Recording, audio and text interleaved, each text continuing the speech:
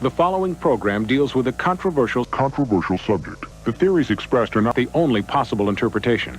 The viewer is invited to make a judgment based on all available information.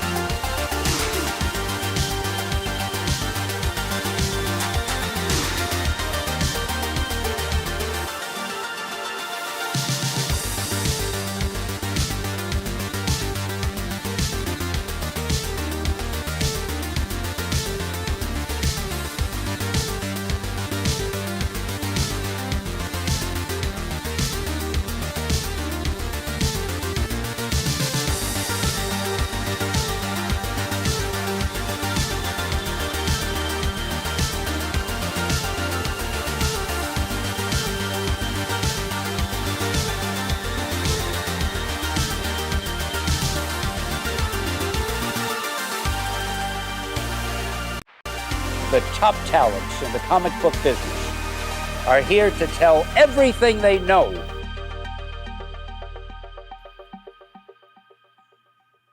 Welcome, everybody, to another Tuesday night, another Industry of Comics episode number 29.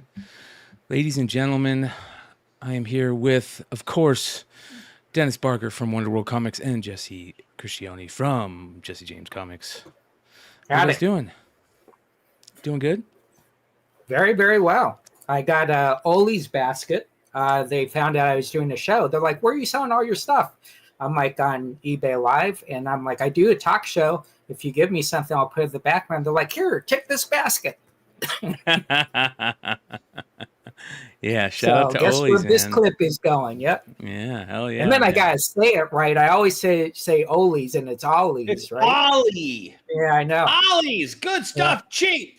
Yep.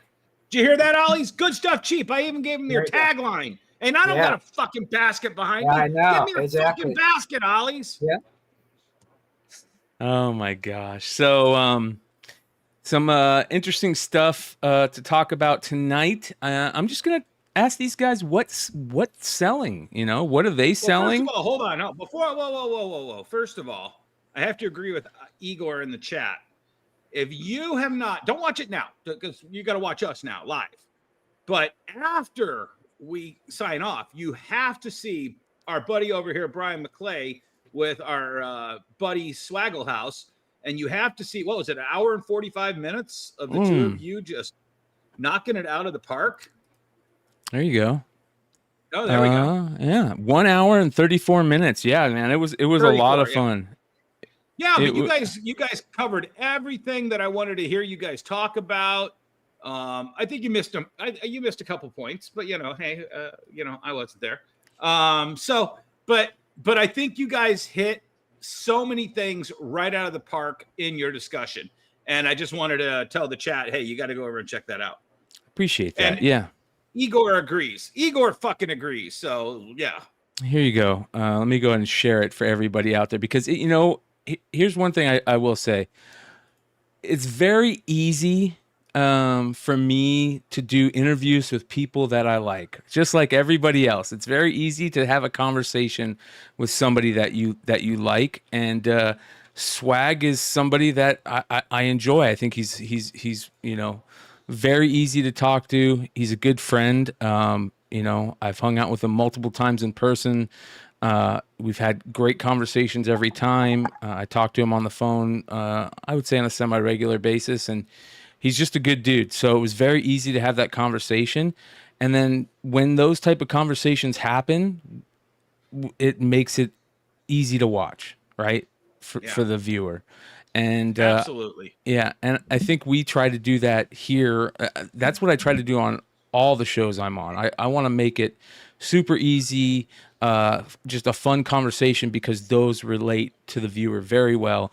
And Swag's a smart guy when it comes to content, man. He knows what he's doing. He's that's his profession. He's got an Emmy, for Christ's sake. So the guy He's got an Emmy? Oh yeah, you never seen it in his background? No. Yeah. I see all of his CGC slab books, that damn shill. Yeah, I know. I know. But of course, they're gonna call me CGC shill again. Yeah. Get some CBCS on that wall, Swaggle House. God damn shill. Yeah. We're gonna get him on here at some point. I know you guys keep on saying that we got to get Mickey over here just to talk. It would be fun to talk to him about PSA because he's one of the few guys that actually went down to PSA, talked to them, saw what was going on, saw their process. So not very many people have done that. So that would be a very interesting thing. So, well, I think there's a mix of people out there that talk about comics and talk about the industry that aren't actually in the industry. And then there are people that talk about comics that aren't in the industry, but we consider in the industry. And that comes from technically smartness, objectiveness, and a path at the end that we can follow. And even if we disagree, we still kind of will say, oh, I still like that conversation. And I think he's one of the few, and I'm going to tell you, one of the few, maybe two people that I actually watch. And if I take Bryan and all his shows out, that's it. Yeah. Yeah. I forced myself to go outside of my comfort zone because, as Jesse has so brilliantly put it, influencers now bore me. Experiencers are who I really want to listen and hear from. But I pushed myself outside of my comfort zone, and I've watched, and I think as much as he's a shit stirrer, which, I don't disagree with because I am, Silly Goose or Sticky Goose. Or Sticky Goose. I watched a couple sticker people shows just to kind of get outside of my comfort zone and see what they have to bring to the table. I also watched Wes from Thinking Critical, which I haven't really watched him in over 2 years now. I gotta say, as much content as the three of us have put out now, just on this channel of Bryan's or this show of Bryan's channels, we're not getting through to some of these people. They're kind of obtuse in their observations of this industry. Yeah. And it's kind of disheartening because it's like, okay, guys, we've explained why we're pretty sure you're wrong. You're not addressing any of that at all. And then when I see you and Swag, you guys are dead the fuck on. I like to pretend that Bryan has changed because of Jesse and I doing the show with you. 100%. And I hear you saying things that I know 1 year ago Bryan would have never addressed. Yeah.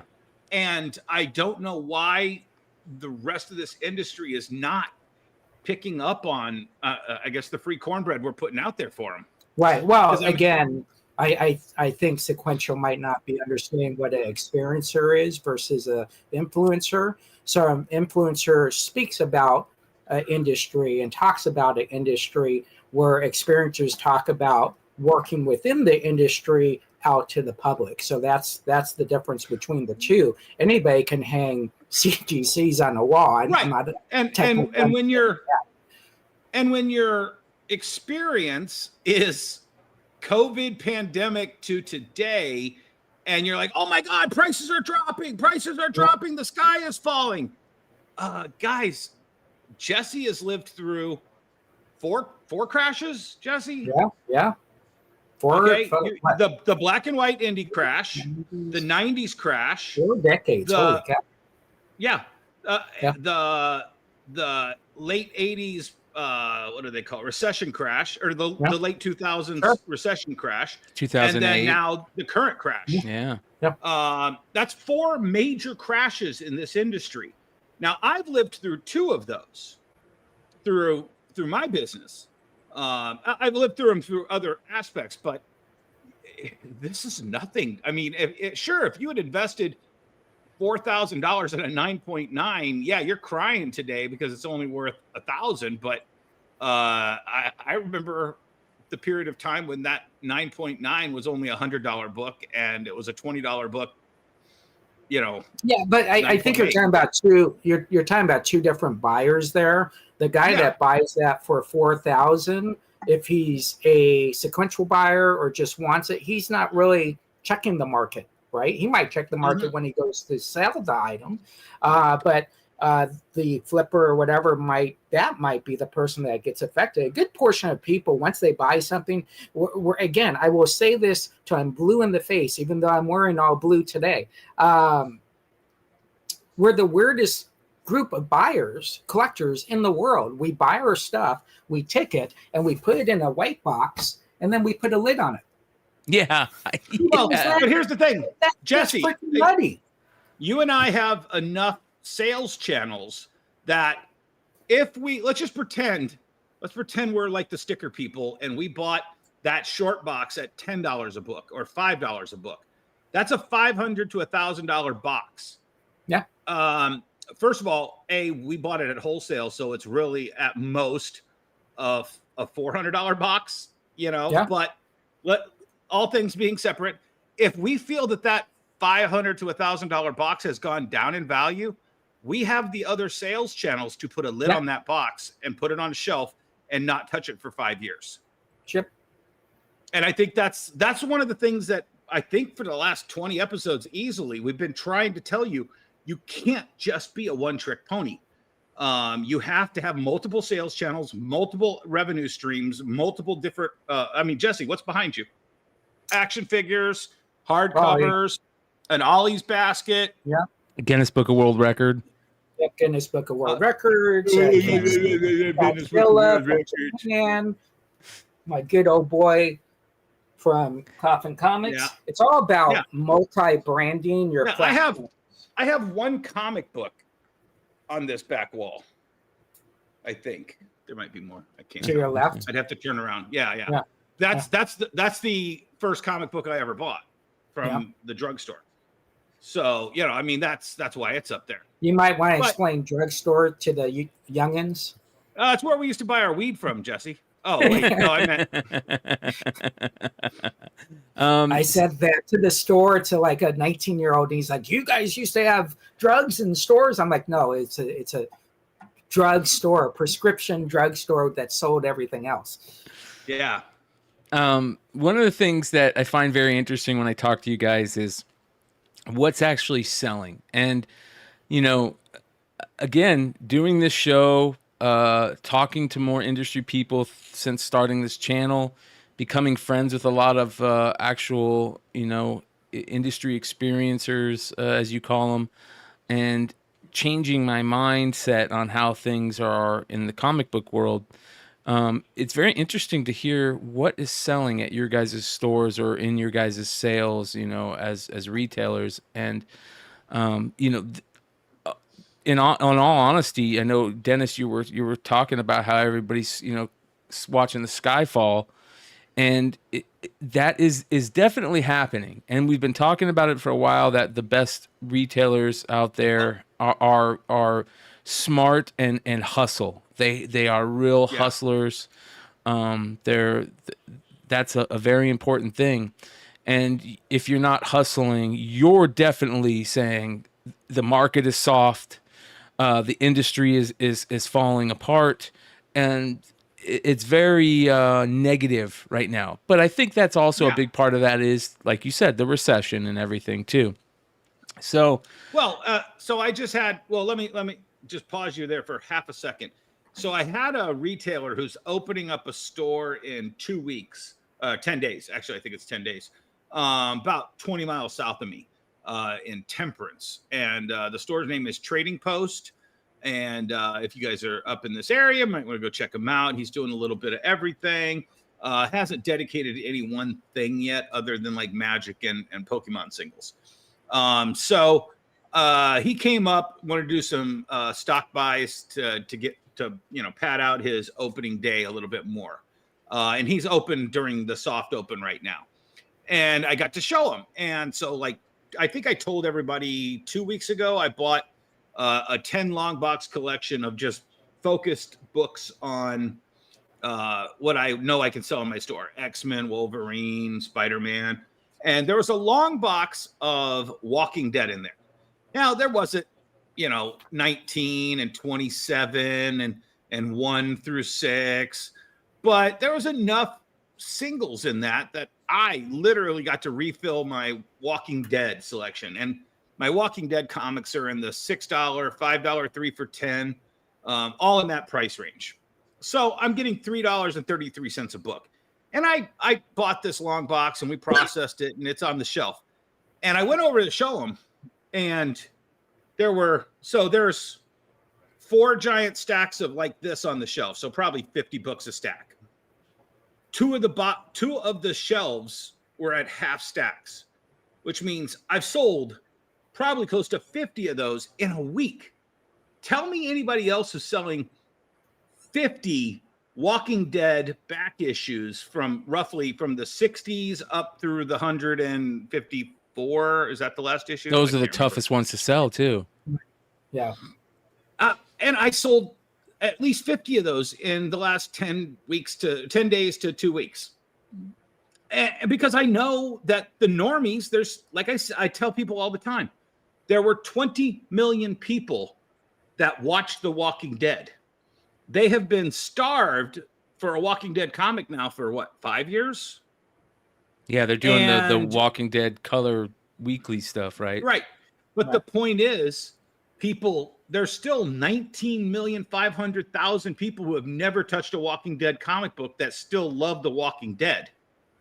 Okay, maybe they're not all still watching it because the show's ratings are way down, but they will still pick up a Walking Dead comic if the price is right. Oh yeah. Yeah, I think I want to do one correction on what Brian said. He said there's a lot of retailers doing well. I stopped being a retailer about 10 years ago, and I'm just a seller. And the sellers are the ones that are doing very well. Most retailers versus sellers is the big difference, because you have retailers. I know some retailers, they don't sell on the floor. They don't ring up. They don't greet customers, right? Those retailers are in the back because that's not what they do. Their employees do that. And I think a good seller on the floor, which your best seller is always the owner. Well, I don't know. Technically, it should be always the best seller in your store is the store owner. That's the culture I come from. And so I think the sellers that own stores are the ones that are doing very, very well. I think the store owners that are doing bad are doing what they've got lazy at and not doing the most important thing, selling. Now, Well, look over in the chat there. Three Rivers is like, August was my best month this year, and this Yep. year has been the best since 2017. yep. Yeah, Hey, it's- Jesse- But I would fantastic. love to ask Three Rivers, what are you doing differently than you were over the last 7 years in the last couple months? Or is it just right place, right time, and you have the stuff that everybody just decided they wanted to buy? And Jesse- the one thing I know, Igor was talking about influencers. I don't think, and correct me if I'm wrong, I don't think anybody calls themselves an influencer. I think other people call them an influencer. So if someone went out to you and said, "Hey, I'm an influencer XYZ," I probably would not follow that guy. But most people that tell you're an influencer, I think that's kind of how it works. I've never seen someone take that title and run with it. So, Well, I think every time I see an influencer call themselves an influencer, it's always influencer ? You know. yeah. I mean, they lean into it a little bit. I think they still like to fight that handle. But I mean, I just think that if you're going to call yourself, I mean, if you're putting out videos to address a topic, you are definitely there to try and influence people's opinion on what your take is. Right, So- exactly.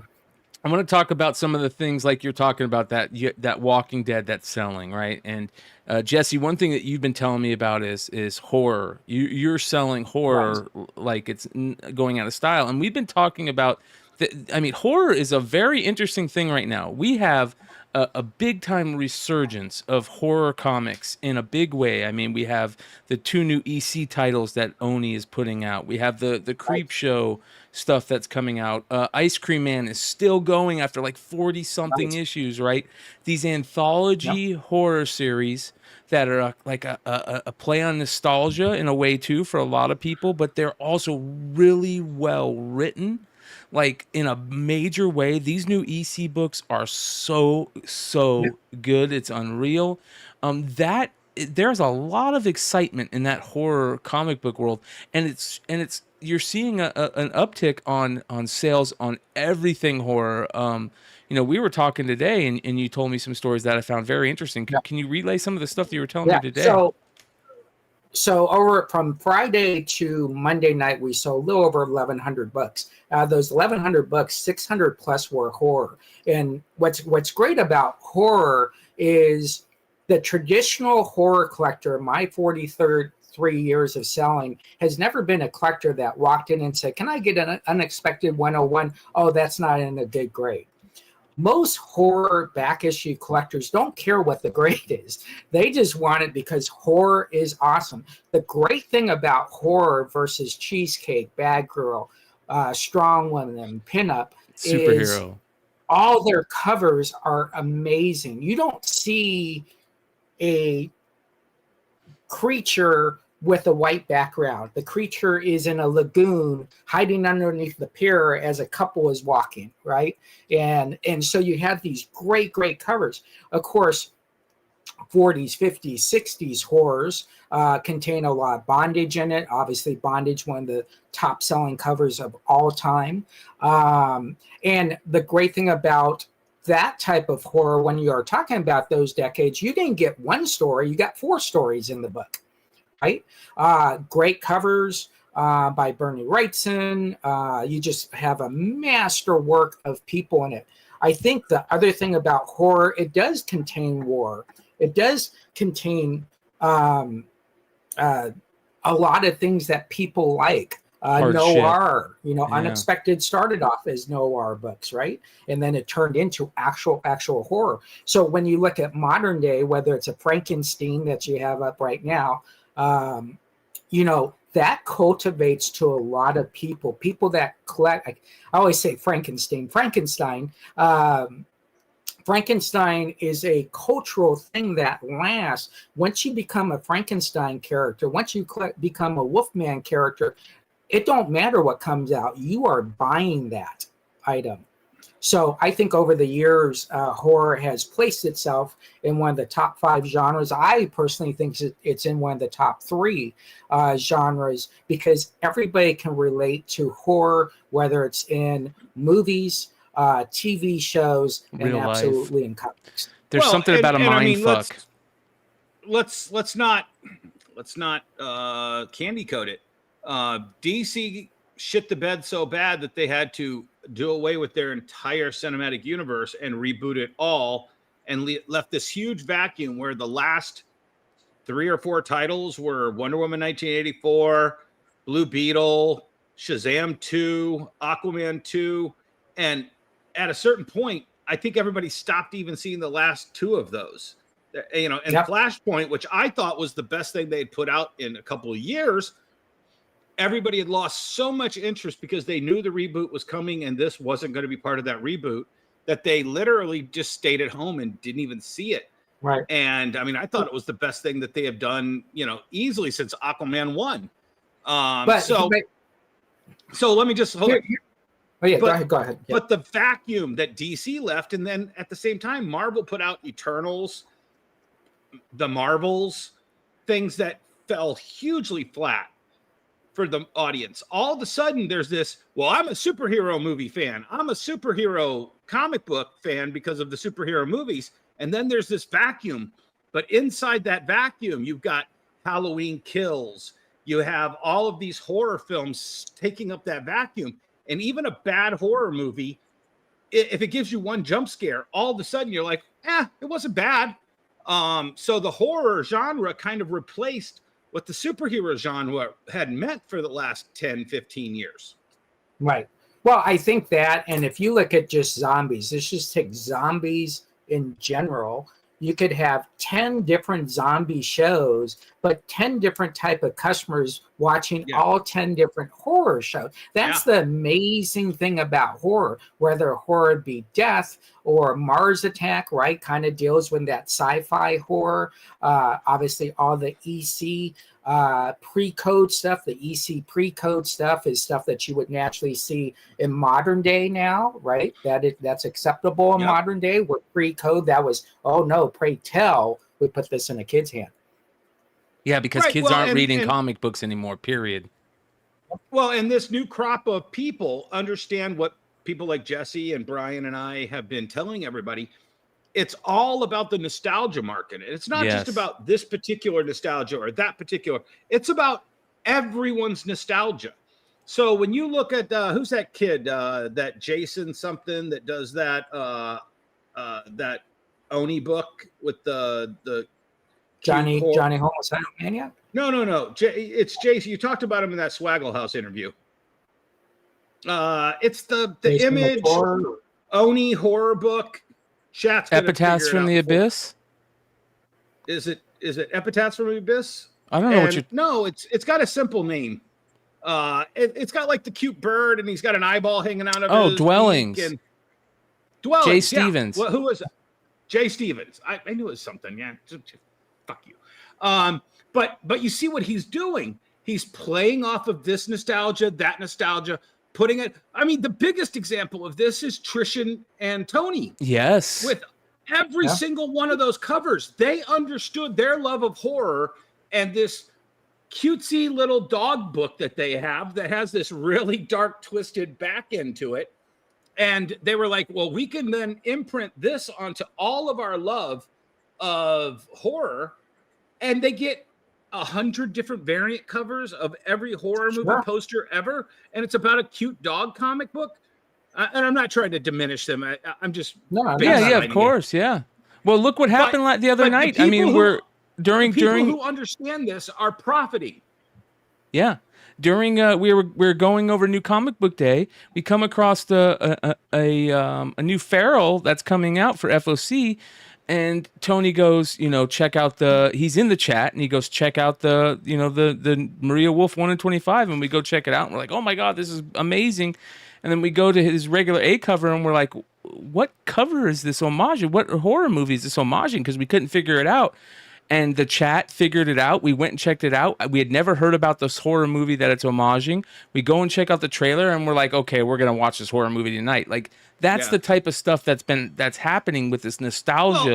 And I know it's like I'm stroking him off every time we talk about him, but Robert Kirkman is a fucking genius. Yes. Okay.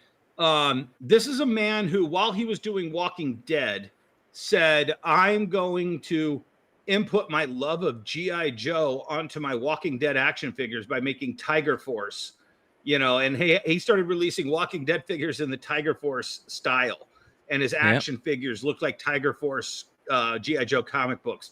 And then when given the opportunity, he then resurrects G.I. Joe, resurrects Transformers, makes a consistent universe. Then he goes one step further. He executive produces the Renfield movie.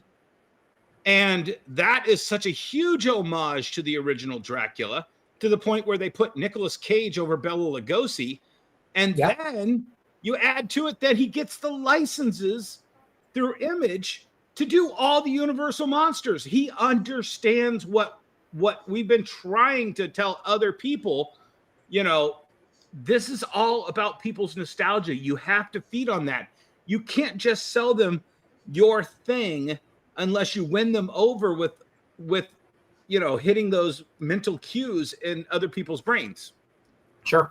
So let me ask you guys this. Was Crossed 5 years too early? We'll see. We'll see. Maybe 10. Listen to us talk about we're talking about horror, we're talking about Walking Dead. There's nothing there that's really taking that up, and Crossed could be that. I mean, it could be right on time. Well, I'm watching this documentary. It's a year old, but I didn't know it existed. So when I was watching Reacher season 2, I just popped across it. It's called RoboDoc. It's the documentary about the making of RoboCop. It's over 4 hours long, and it's amazing on every level. But in it, they hit on this really interesting point that I never saw before. What, you don't like RoboCop, Jesse? What? Oh my gosh, RoboCop? What? No, yeah, RoboCop's an amazing movie. In the 90s, you could watch, and you're watching a 4-hour documentary on RoboCop. Let me tell you, he is a cop. He gets screwed up. He becomes a robot. He finds out the bad people in the cop world, and he kills them in the end. But you gotta watch a 4-hour documentary on that. Yeah, go after him, chat. Go after him. I know you're gonna get crucified. Who watching 4-hour you're getting trashed.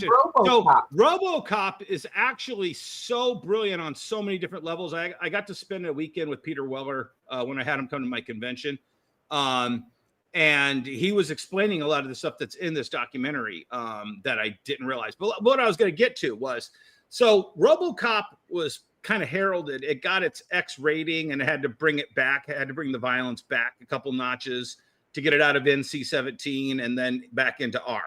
And one of the reasons this was, and they hit on in this documentary, Paul Verhoeven was a small boy in Germany during the World War II. And he sees these just horrific things. I mean, there were just body parts laying in the road while he's walking to school. And he never understood that this was bad. This was just normal to him. We lost Jesse on RoboCop. Oh my God. So it kind of twisted his mind into like when he's like, no, more blood. I need more blood, because for him, the horrors of war, the horrors that he was trying to say about RoboCop were on a different level in his brain than an American's brain that was to do this. And he wanted to bring it up. And then when you see later movies like Starship Troopers and some of the just most horrific gore, you know, he was playing that. I'll give you an action movie, but I have to have this other subtext. That war is violence and violence is bad, and I'm going to go over the top that it's almost on a horror level. Yeah. And, you know, and that came from a person who grew up with real horror. Yeah, we haven't really had that. Hey, Jesse, check to see if you have anything running in the background. Your camera is really aliasing.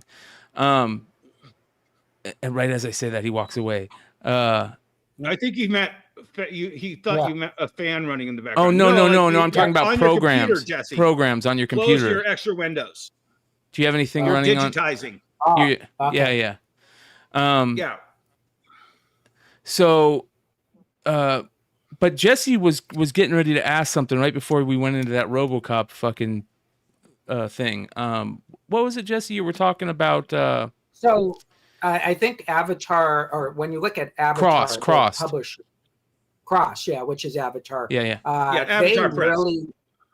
Avatar Press. They were really pushing the buttons. We were one of their top sellers. We were selling a ton of it. We were carrying all their covers, and we had saw we see the book 68 Days Out, and it was they're not zombies. They're whatever they are. They're not zombies. They're hillbilly ghouls. No. They basically. It's a virus that makes them enact all their most horrible fantasies and stuff. Yeah, it's plus they're exactly. Cult. And there's a cult attached to it. Yeah, the cover was a lady cooking babies, and I said, "Listen, I will carry anything. I'm not about censorship or anything, but there is a line that we cannot put on." Mine, Jesse, was earlier than that issue.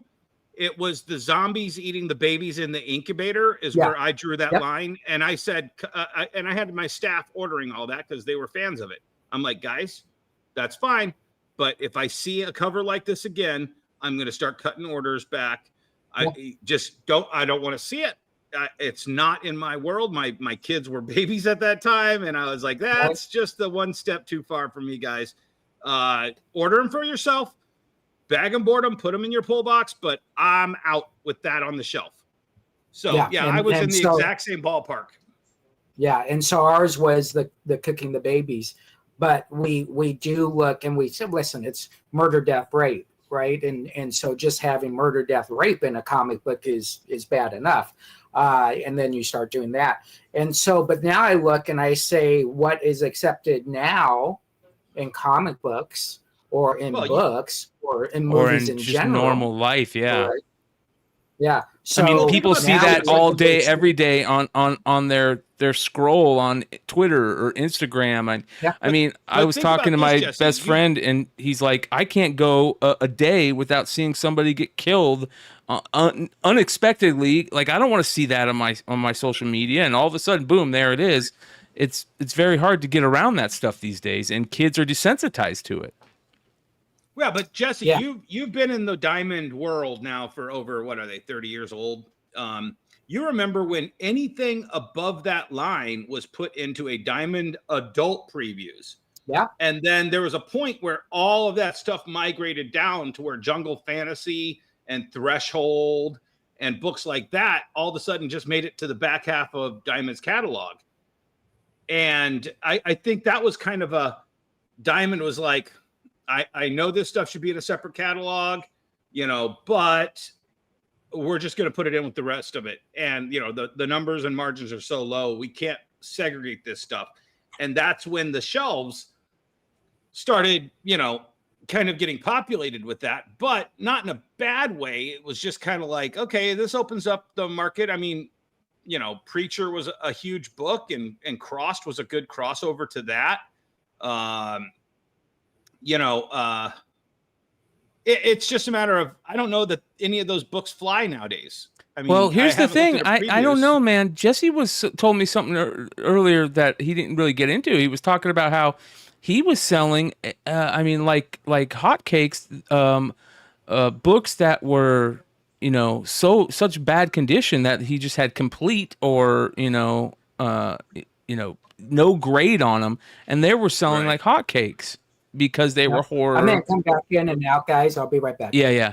And Okay. it made me think, like, I just was going through, short boxes the other day, and I come across this whole short box of Vampirella and Creepy magazines, and they're not in good condition. I'm thinking, oh man, this is a waste. And then I'm like, hearing this from Jesse, oh, let's go grab those. And, $20 a pop, $40 a pop that people are buying these for because they really want that horror itch. For some reason, what's going on right now has ignited that. And more than ever, people, they see the pre-code horror stuff, what it's selling for, and certain grade, and that's a big deal because really things aren't selling that much higher, those super crazy levels anymore. But it's like all the things that we talked about. I think it was 2 episodes about sourcing your inventory. If you are sitting there, hey, Red Hood for $1.99. Thank you, sir. Thank you for your donation. If you're sitting there and you're looking at your stock and you look at what all the influencers are telling you to buy, and if you read Reggie's Collects book on books you should own, and that Sticky Goose video, I bought these under peer pressure, and all these things. It's the people like I said, with me, with my Dave Stevens passion, I'm benefiting now because I didn't sell them when I thought they were too low. I just sat on them until I felt the prices were right. It's when you start having that give and take, it's like, if you buy what you love, and if you loved horror, you're now in the horror market, and at some point you bought those magazines and now you're like, oh, they were beat up, but now they're worth something. So I'm going to sell some, because guess what? Not everybody was buying up the horror magazines. Even though they should have figured that out, that was going to be a market. They didn't. And you have them and they don't. And now you have inventory and they're still trying to sell the hot 10 list from 6 months ago. Well, let's also talk about, I mean, that's on one thing, horror, a lot of the horror stuff is going crazy. What else is selling? Like for you in your store where you sell a lot of action figures and video games too, what are you seeing selling on that level? So it's difficult to pinpoint because I have so many different SKUs going on right now. Vintage candy has been doing incredible for us, selling old candy that kind of gets people in that nostalgic mood. I just sold a Phil Collins No Jacket Required vinyl today to a kid that I'd say is 25 years old, and he probably has never seen Phil Collins on stage, but he loved this album and wanted to buy it on vinyl. It's hard to pinpoint, but I'll just tell you this small example. Like I said, I had that guy from Temperance, Michigan, who's opening his new store, and he came up and he wanted things that we just keep around for. We have high-end magic, and he wanted to buy a bunch of high-end magic. I gave him a good deal, and he bought $400 worth of magic. Another guy today bought a bunch of movies. I told you, like last week, a guy came in and found Airheads on the wall, and he was like, oh my God, it's, for me, I can't even pinpoint what it is. It's just nostalgia. Whatever hits a resonant frequency in your head, it might hit a resonant frequency in someone else's head. And if you build the store like that radio station that you're kind of putting out the waves, somebody's going to get attracted by those waves. And I'll just pinpoint it. last year we opened in April, and within our first 6 months was Halloween. So we had every single horror DVD. We sold at least 50%, if not 60 to 70% of every horror DVD that we kind of kept back and had for Halloween. This year, I've been buying for the last 10 months anything horror. And for the last month and a half, I've had my staff pricing it and boxing it and pricing it and boxing it. And so we have 2 scheduled sales coming up. September 13th is a Friday the 13th. So we're having a huge horror movie sale on just anything and everything that's horror, period. And then I looked at the fucking calendar and I'm just like, wait a second, that can't be fucking right. Are you kidding me? October the 13th is also Friday the 13th. Wow.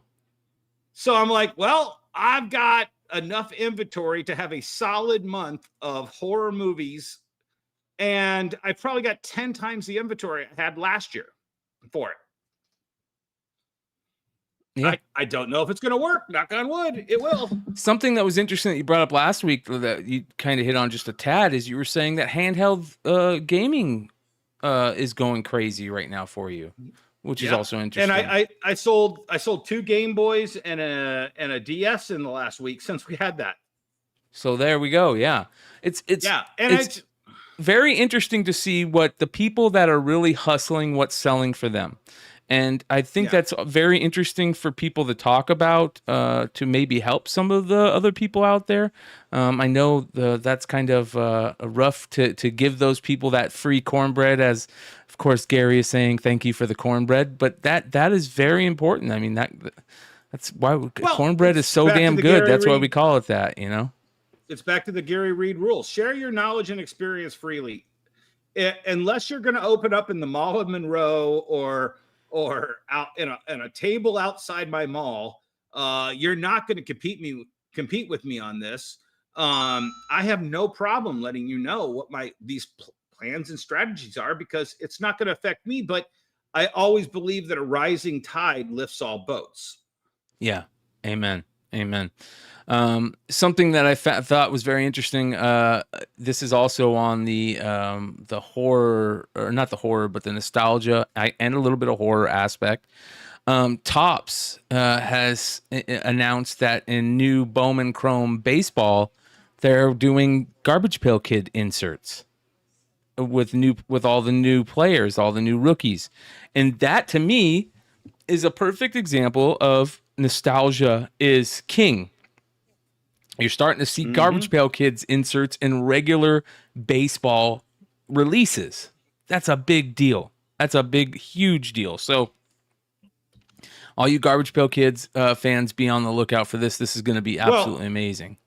It's cute you should mention this, because I actually just I shared a message on eBay.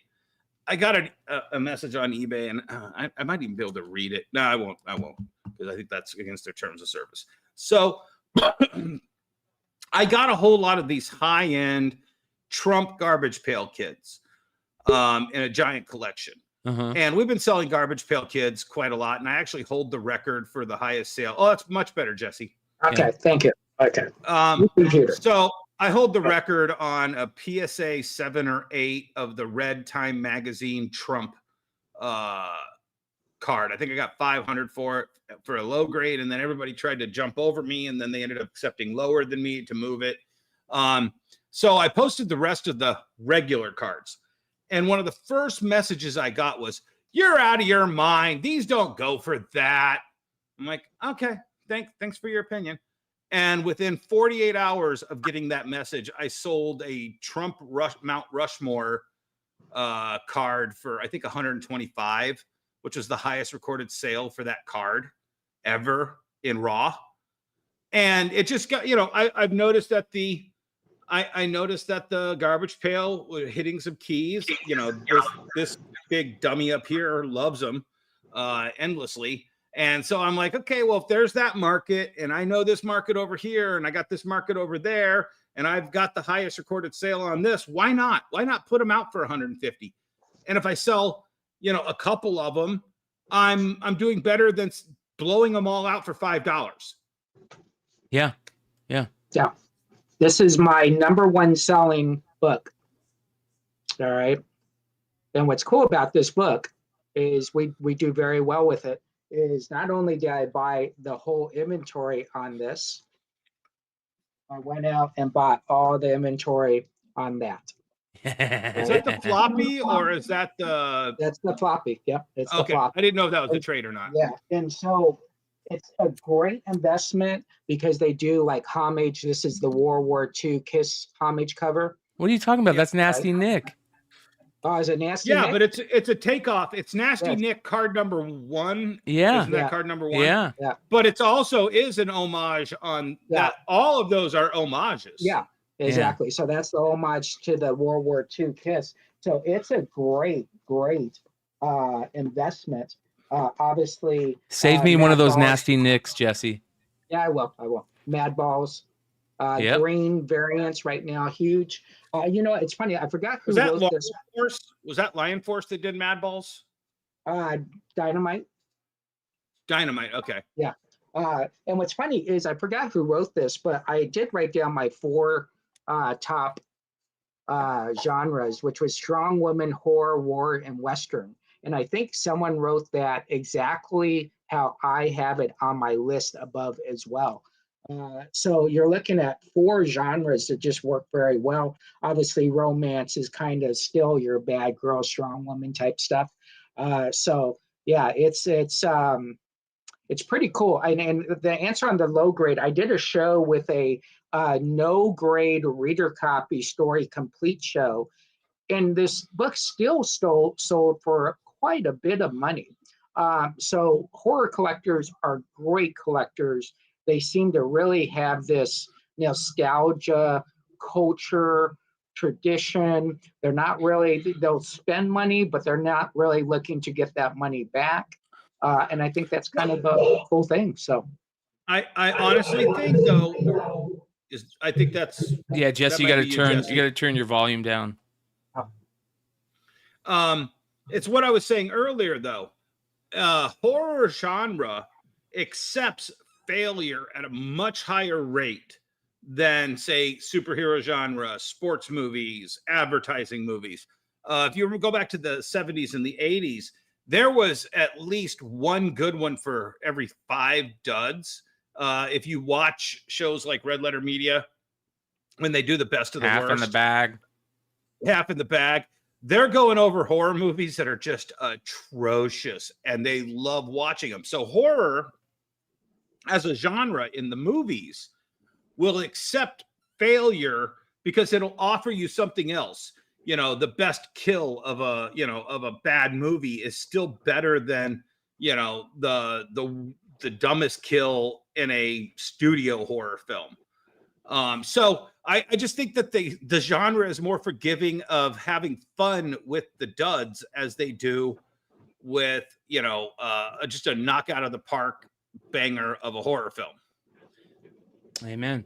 Yeah, I mean, look, think of Jason X or Leprechaun 2. Yeah, the stupid Leprechaun ones. 2, The stupid ones are really good ones. Good Yes. Like the dumbest. Yeah, you're right. The dumbest ones are the best ones.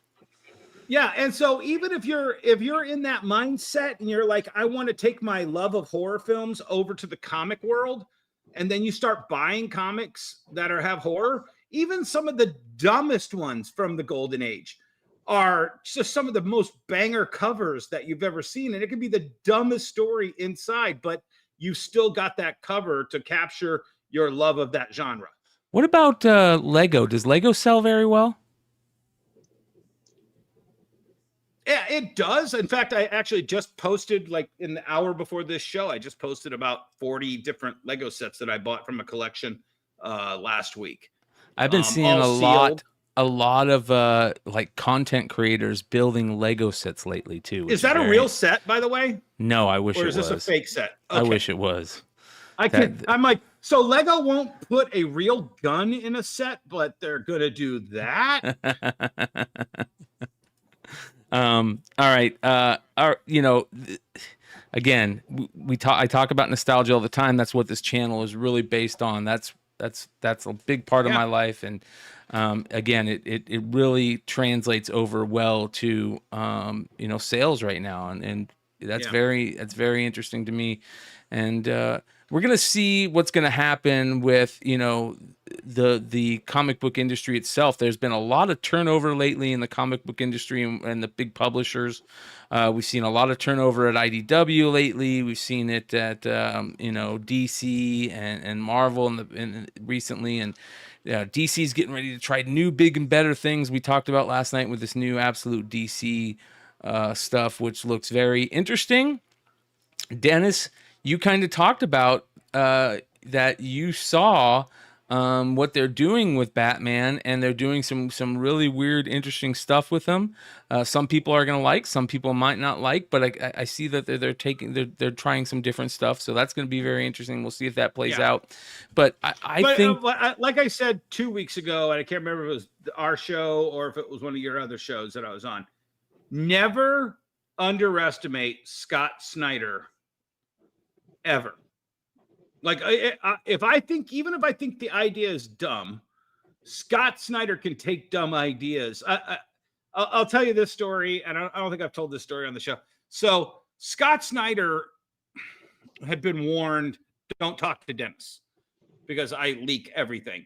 And Scott Snyder drunkenly came up to me at C2E2 one year, and I have witnesses there. He did this in front of everybody. He's like, Dennis, come here. They told me not to talk to you, but I got to tell you my idea for All-Star Batman. You've seen Midnight Run, right? And I'm like, fuck yeah, dude. Charles Grodin and fucking Robert De Niro. He goes, I'm doing that with Batman and Two-Face. And I'm like, get the fuck out of here. And then as I'm reading issue number 1, I'm like, first of all, Scott was wasted. I love Scott. Wasted Scott 10 times funnier. And I'm thinking, this is the dumbest idea ever. And I'm reading it and I'm like, holy shit, he fucking pulled it off. It was actually an amusing take on Midnight Run starring Batman and Two-Face. Harvey Dent needed to get back. Two-Face had set up all of the obstacles in his way to get him back to Gotham. And it worked. So never underestimate, never think Scott Snyder is just going to fall on his face because he's a fucking genius. Yeah. Yep. And this looks absolutely crazy. So the stylized art is amazing. Yeah. Well, and the thing is I think I get where they're coming from. You talked about it on, I think, your Wednesday show last week. It's a super big Batman that kind of lends itself to going into Frank Miller's Dark Knight Batman, where he's just overly bulky. But I think also there's a genre in the zeitgeist called Reacher. And when you see that Alan Rickman in Reacher, and I'm like, I bet you somebody saw Reacher and said, if he can be the action hero that he is, we can make Batman this kind of missing link between Dark Knight and this. So how do we get Bruce Wayne to be Reacher to then have him become this new Dark Knight in the Absolute universe, or, make that Absolute universe part of the Dark Knight universe, whatever. I just think that that's part of the zeitgeist that is pushing this giant, enormous Batman. Yeah. Well, we'll see. I'm crossing my fingers, but again, I don't think anybody's done it better this year so far than Skybound and what they've been doing. And again, Robert Kirkman is the genius that he is. He's definitely showing that. Okay, one thing that I found very interesting that I want to talk to you guys about this year, or this week, is the life of a con lifer. A day in the life of a con lifer. And what I mean by that is, there's people in the industry that their whole thing is to go from con to con to con to con, buy stuff, go to the con, sell it all, try and sell everything there, go buy another one, right? There's people that do that at cons. There's people that do that and don't have to go to cons to do that, which Jesse is one of those guys that does that without having to go to cons. And but the people that have been doing it forever, it is very interesting to me, especially the con guys. And one of those guys that's done that basically better than anybody for a long time. Hands Mike, down. Yeah, hands down is Mike Carbonaro, right? Shout out to Phoenix Rise Comics. Thank you for that sub. Everybody knows Mike. Actually, I don't think everybody knows Mike. So let's introduce our chat and our viewers to Mike Carbonaro. That go back. You got to just get that. Hold on. That fucking image. Oh wow. Okay, so this is Mike Carbonaro in the orange. That is Mike right there, ladies and gentlemen. And this guy is the living embodiment of the Joker right there. He is every bit. This is not an act. This is not a gag. This is Mike Carbonaro. Yeah. And so what's very interesting about this is a video that was put out by Pops Comics. This guy right here is a good dude. He runs a small comic convention, or not convention. They do a Queens comic sale in Queens every month. The guy that busted Epic? Asshole? Yep. And so he's he constantly putting on a mini comic convention every month in Queens. And so basically what this video is about is there was a sale that Mike put out. It must have been like a garage sale or something. And so Mike has a house full, absolutely full of inventory that he's been stacking since the pandemic. And this video is him trying to sell stuff. And this is fascinating to me. And Jesse, have you seen this? No, I have not. I have not seen this. All right.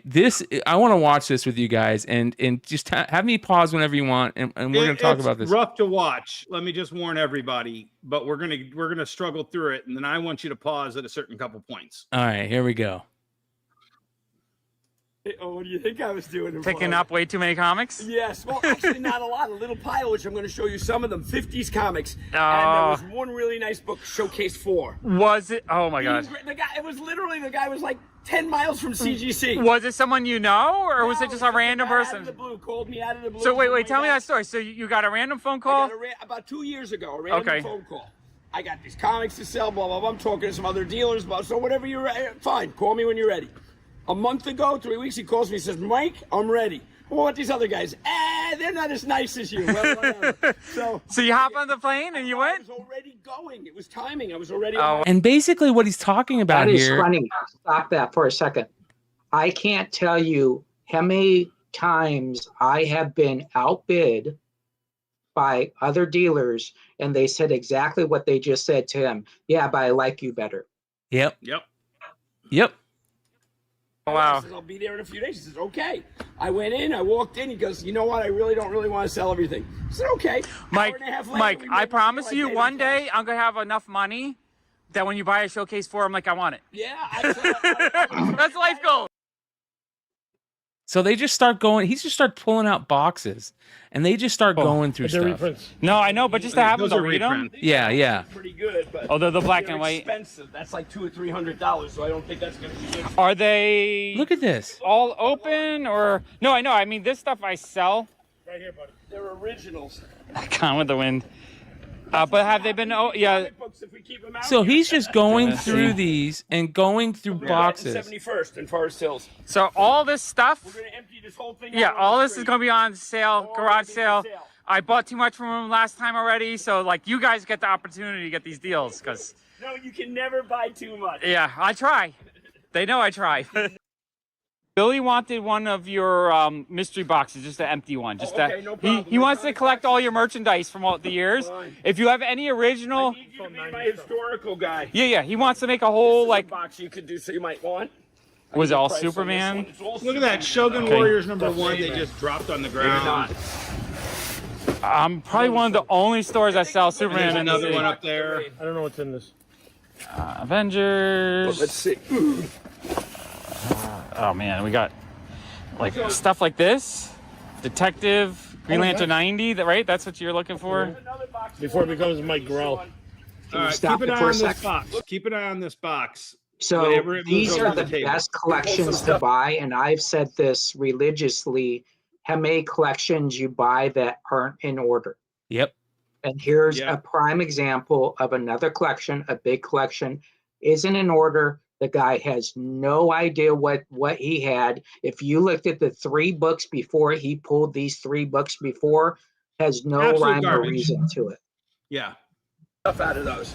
Yeah, just start to make a pile. You know what? Let me maybe make 1 box. I can't run away with that one. Come back. Yeah, give me all the green. So if I need them, I'll keep them. If the duplicates, Billy's getting them. Yeah, no problem. No, but take a look. A lot of them are quarterly. Yeah, these are really cool. Yeah, I saw them. Yeah. Show you want to go to, guys. The famous Monsters Look Convention. at the crap they're buying there. September Jesse knows 13 we to have a 15. ton Friday, of that. Saturday, Sunday, middle of the month.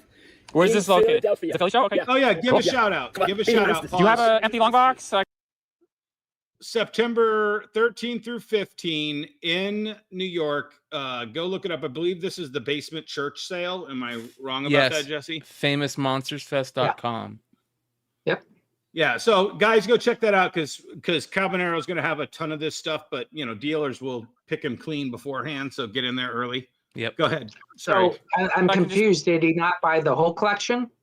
Yeah, I told you. What did I say? What did I say, Brian? What did I fucking say? He goes, watch. The first thing Jesse's going to ask is, why didn't they just ask him how much for everything? All right, here we go. Yeah, that's the only way to buy this question. I know the reason why they're doing this is they're looking to get their filming, right?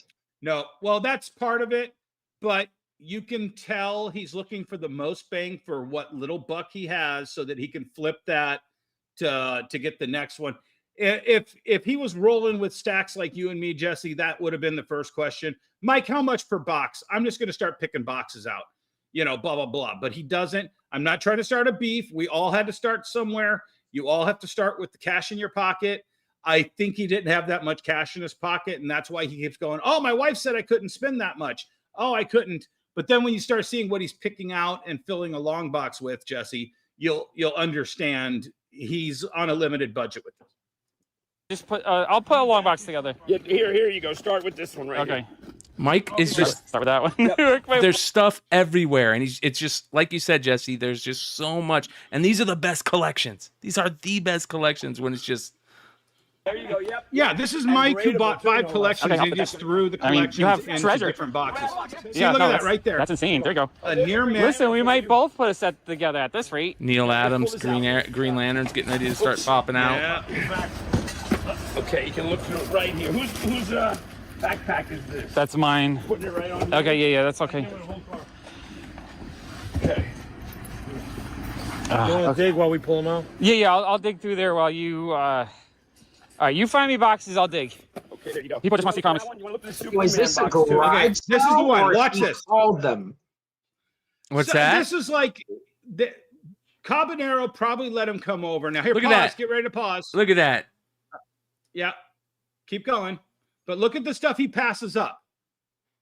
Jesse, tell me what you see him passing up right here. And this is the difference between a comic professional and somebody who's just kind of, yeah, he gets all this. That's fine. Amazing Heroes. Yeah. All of those. Yeah. Oh, did you see that? It was about to pass that up. Watch. No. Has no idea. Drops it back in. Keep going. He picks out this Cerberus, which there's only a handful. Watch right there. Boom. Yeah. Boom. Oh. And coming up. Boom. But he just missed the first.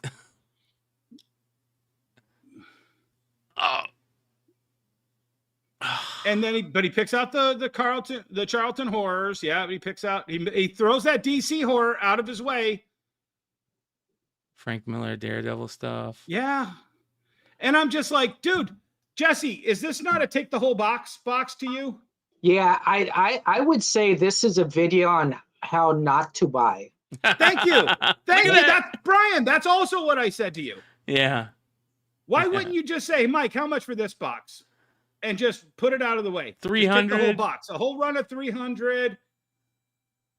That he pulls out the Inhuman with the first Ilana Belova. Oh, the Marvel Saga. That was some early comics that I Yeah. That was a trade paperback that's worth about $25. He just passed up. Yeah, Phoenix yeah. Saga trade paperback. It's very interesting, man. It's certain people oh, right there. Then he finds the Ilana Belova. Yep. Cherry picks out the one key, and it's just like, okay, I get it. This is every comic book collector's dream, though, to go and cherry pick a thing like this. Oh yeah. And like you guys are saying, that's the difference. Is you just want to go in there and go, how much? You don't want to give anybody the opportunity to cherry pick these. You just give me how much for every box. Yep. It's so interesting, man. And here he is talking about. I thought that was it. Here, listen to this. I think the drummer and just take a little balance. I just have to see if they're if they got the water down. Look, they're really. Some of these are probably gradable. No, I think Mike. I think these also got a little bit of the. Whatever you say is okay with me. Okay. Oh wait, maybe not. Maybe they're just aged. And then you may want some stuff in this box. Here's when he starts talking. When you open the box. I think you have better stuff out here in the garage and in the basement. Oh yeah, that's cool. So I'm gonna. It's not me because the chat's kind of agreeing that this is kind of like mad and sad at the same time. Yeah. You know, when you get an opportunity like this is. I mean, hey, Billy's in the chat. Shout out to Billy. Billy's in the chat. Shout out to Billy Bombs, who's the guy that puts on. Yeah, he puts on the Queen's Comic Party. Oh, is that the guy? Okay. Yeah. We're kind of talking trash on you, Billy. No, we're not. You should have bought everything, Billy. This is a classic example of this buy in doing buying for 43 years. This buy was about a 5 to 10 minute buy. Awesome stuff. How can I help you get rid of it all today? Yeah. Yep. Very plain and simple question. I implore people, when you see stuff like this, don't even go through a box. Look at that detective. Know what you got. You can look at the top of the books and tell if it's Silver Age. Yeah, like right? that. He just passed up on 100-page on the top Batman. tells you it's 80s. Yeah. Right. If it's Silver Age, it's bigger. Golden Age, it's really bigger. So this is a prime example of get in, buy everything, and then if he doesn't want to sell anything, you go from there. Yeah. So it continues. Well, I mean, here we go. Yeah. Look at that. Look at that detective. Oh. Here's talking. I had a container with Neat Stuff Collectibles way back 20 years ago. Oh, okay. A storage container in Ronkonkoma, New York. And this is actually some of the remnants of that. So he's just going through. Create the Queens. This is such a great video. Look at these. Right? Yeah, the Queens collectors. Cool. Yeah, I love. Sorry, I'm like a little kid on top of you. No. I love the Batmans, the horror. All right, I told Allison I wouldn't buy anything today. So the other craziness. I mean, there just keeps pulling out. Look at these. Well, and I'll give him some edge too. Space is at a high premium in New York. Yes. So, the fact that Carbo has a garage full doesn't mean that you're going to have a place that you could store all of this to go through it all. I get that. So I'm not giving you that much shit, Billy. I'm just saying 1999 U-Haul truck. Yep. Yeah, exactly. Billy says we already had to go through 30 boxes he bought a week earlier from Carbo. Wow. Look at this, all this stuff that he's just, I mean, this is unbelievable. I've been shopping with Carbo for 30 years. He used to come up to Detroit with a box truck full of just crazy shit. Sega Master this System. is like a buy the whole box of Sega. Yeah. Just buy it all. And that's what they're talking about there.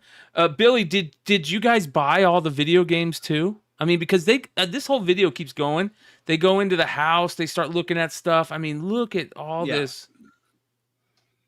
Everything. Okay, I'm confused. Who's doing the buying? The guy in the orange shirt or the guy in the black shirt? Both of them. The guy in the black shirt is friends with the guy shooting the video, who is Pop Comics. Yeah, this guy's Billy Bombs. In the chat. Yeah, that's Billy's Billy in the chat. Yeah, in the dark shirt, that's and the guy's Billy. hands is Pop Comics, And the guy in the orange shirt is Mike Cabanero, 40-year veteran of the comic industry, just like you, Jesse. Jesse, you know Mike, right? No, I might. You had to have met. I would think I would know him by just looking at him. So yes, no, I don't know. Yeah, correct. The POV is the buyer. Billy is the sidekick to the buyer. No offense, Billy. And Carbo is the owner of the stuff. I mean, this is just. No, but my record guy gave me a box, and they, a couple bucks each. People Is buy that them the all first the time. Rocket Raccoon right there? Okay. No. Okay, that's me. Great. Not the box under there. Would you do me a favor? Everything else goes back in. Nintendo. Oh, he wants him to put it all back. Not right here. Football cards. That's not. Everything else does go back in. Dr. Doom Okay, stack, no problem. and I grabbed Cards. some of the Hulk. Let's bring those into the back of the car. Because Hulk. You want to? I mean, it just keeps going. These are $5. And here he is pricing No, it. that makes sense. 10, 20, 30. Yeah. We were at 250. 250. And So I give you 350. 43. 350. Yep. Right? 350. Okay. The Kilroys we'll bring upstairs. You want this for $10? Sealed going. No, I don't want that at all. We don't want that. No, I don't want that at all. You Carbo can throw it in is for free. sneaky, But I'm too. not He'll gonna try pay to for put it. some crap on Yeah. it. Yeah. Anybody gets a sale like this, call me. I will fly in. I will bring all cash. I will split it with you. I would have had the sale done in 3 minutes and 20 seconds. I would have taken his garden hose. Hey, Carbo. I don't care. Hey, Carbo. How much is it worth you to be able to park this car in that garage during the winter? And that's the end of the negotiations. Yep. And there he is pricing it all. Look. The 252s, and not the Hulks, but the cherries are a little bit better. I'm Look literally at that. like, Look at that. Cherry Pop-Tarts. Look at that. Cherry Pop-Tarts. Yeah. It's like, yeah, okay. I've got a 9.8 on that one. Number one there. But it's a difference of, I get it. It's a difference of styles. When you get to a certain point, it's not worth your time. I kind of, if you remember People versus Larry Flint, and Larry Flint's sitting there going, now look, DeLorean just puts his hand on the suitcase full of Coke, and he goes, all right, it's done. He doesn't, when you get to a point, you just put your hand on the suitcase full of Coke and just say, all right, I'll buy it. Yeah. And that's what you do with a collection like this. If Carbo's selling, I'm buying. I mean, look at this stuff. And he talks about all this stuff at his house, he says. And Billy, tell me if I'm wrong, but I believe I'm right. He said he's just been picking all this stuff up since the pandemic.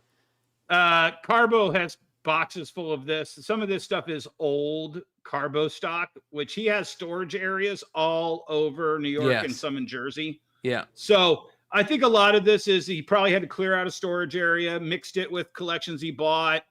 A lot of this is old Carbo stock too. Unreal. I mean, such a cool moment. This is the type of stuff. Look at the old action, golden age stuff. I mean, From the 80 series, not the original 60 60. series as I know it. Oh, look at this nice Led Zeppelin album in the original wrapper. See, this is how it came. Oh, wow. All right, I got The Zeppelin album came in the original wrapper. Oh, yeah. In Through the Outdoor. Yeah. In Through the Outdoor. Wow. I've had that so many times. Wrapper. Zeppelin This is... when it came out. Look at all that. I mean, just. Pretty interesting. Yeah, that's the big book. That's the first appearance of Josie. And it looks like such a boring cover. You don't even know. Like the Sabrina cover is amazing, right? It's okay. But it's a robot cover. But yeah, it's not Sabrina, so you don't know it's her unless you know it's her. Yeah. It's not like first appearance of Sabrina or introducing Sabrina. No, it doesn't say anything. Yeah, it's nothing like that. Sabrina Spellman. We're not even trying to hide it. Yeah. Sabrina Spellman. They actually had a last name set up. That's interesting. I don't know. Is this $40 for the whole pile? I think I'm gonna pass for now, just because it's really hard to sell them individually. Why don't we? I think I gotta go watch that RoboCop documentary after this. Holy cow. Fuck you, Jesse. That RoboCop documentary is awesome. I mean, this is just amazing. Yellow Dress Distress on that Fight Comics. Oh, I just stuff. This is the type of collection that I drool, or type of collection buying I drool over. You know, So I just thought this was very interesting. It was very cool to see Carbo in his home element. He's exactly the same as he is at every con. At San Diego, I stopped by. He had a little table in San Diego, and I stopped by. He had some cards, and I just said, "Hey, what are those?" And next thing you know, he's carnival barkering me. Look at that! Oh my gosh! So he's a very interesting character, and he does not That's turn a Wild it off. Wild West 1 right there. Yeah. Conan 2 or 3. It does not turn it off at all. Look at the old Mad, and just craziness. So here's the interesting part is how quickly this would have been over if, depending on the right buyer or an experienced buyer or a buyer that's able to just say, you know, what do you have? This is, I want it.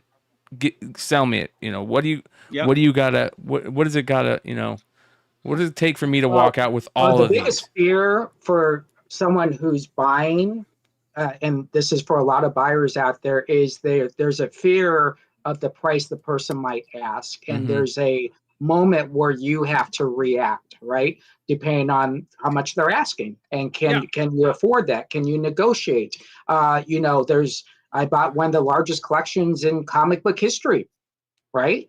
And that took me 8 months to buy that collection. Because every single Marvel comic from 1962 up, every DC comic from 1959 up, and it was negotiating a price. But in moments like this, when there's really no direction, you really have to come to the dance and realize, in this case, maybe the guy doesn't have the space to put this stuff. All right, so that's a little bit different story. But if you're coming to the dance, if I'm flying out, I'm buying everything. Shout out to hold on real quick, Dennis. Shout out to Billy in the chat. Make sure you guys go check out Billy at the Queen's Comic Party, and then also shout out to Pops Comics, who is just a great YouTube channel. He's always doing great videos showing just, you know, crazy. He's always at the basement sales and stuff like that. So, as Billy says, it wears, but then there's no fun for the viewer who hasn't seen those comics, and that is the truth. Great content, you guys. Great job. Great job. And to kind of piggyback on what Jesse said, I always ask that first question: how much for everything? Yep. And the thing is even if it's, and I know Carbo, trust me, I know Carbo. Carbo's got a number in his head at any point for anything. However, asking that first question sets the bar. This garage, let's just say Carbo threw out 100,000 because he had his eye on something that cost 100,000 that he wanted for himself. And he just wanted to see, he wants to flip and get 100,000 in his pocket so he can go buy this other thing, you know, a piece of property or whatever. That gives you the idea of what the ceiling is. And go, okay, if he wants 100K for this, and I'm not willing sight unseen to give him 100K for that garage, which it might have been worth 100K. I don't know.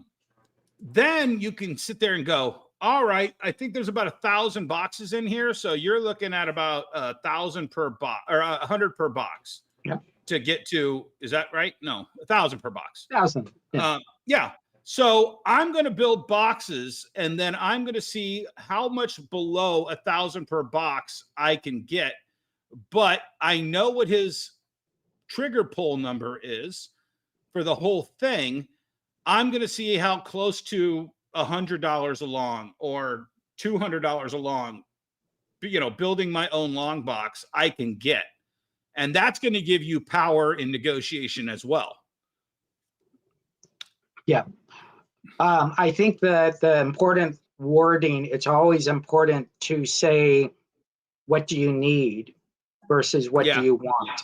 That's what you got to distinguish, because a lot of people want a number, but what do they actually need?